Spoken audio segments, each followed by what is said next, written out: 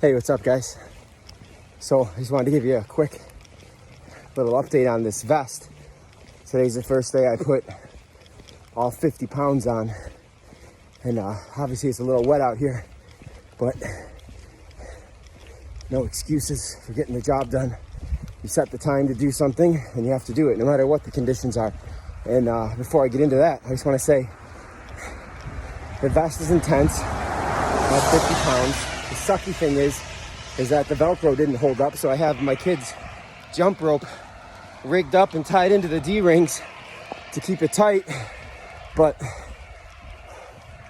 all the weight's hanging off my shoulders, so that kind of is less than ideal because I have some, obviously, like everybody else who's been alive for 40 years, has some neck and back issues, so this thing hanging off my shoulders is pretty uncomfortable. But, you know, it's like back when I was ironworking, if you had your harness on and your tool belt was hooked into like somewhere in the rings toward the bottom half of the harness, you get hooked on your harness and pull you down. It would be super uncomfortable all day. Pulling your harness down into your shoulders. I used to like when I could get my tool belt to sort of be independently hanging off my hips and not pull down the harness into my shoulders because it's friggin' uncomfortable. That's what this reminds me of.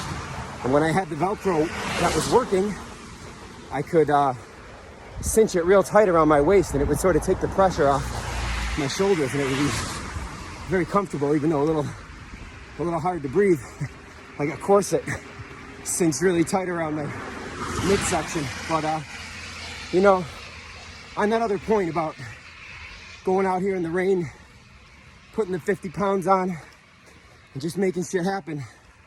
You know, I've been studying successful people, successful business owners for the last couple of years, and there's one defining characteristic that I keep hearing being repeated over and over again, is that the difference between successful people, successful business owners, and those who are not is this one critical skill, because you have to learn it and master it.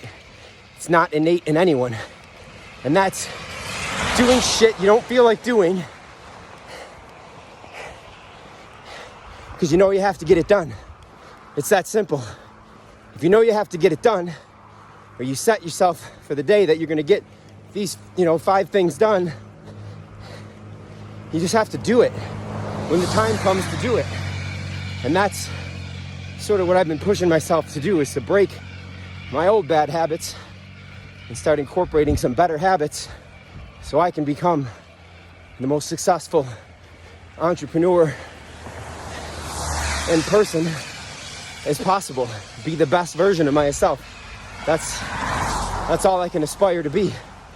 And whatever that looks like, I'm happy with it because I know that I'm doing everything in my power to make the right things happen, to make good choices, and to create good habits that can only lead to positive results. So, whatever you're doing, just remember that it starts and stops with you. And it doesn't matter how old you are. You're never too old to change your habits and incorporate good discipline, good daily habits and routines. Even the smallest adjustments can make the biggest difference. That is a fact. And I've sort of proven that to myself every day when I'm out here doing things that I don't always feel like doing. But I do it anyways. And as I always say, it feels a lot better on the other side, knowing that I already did those things.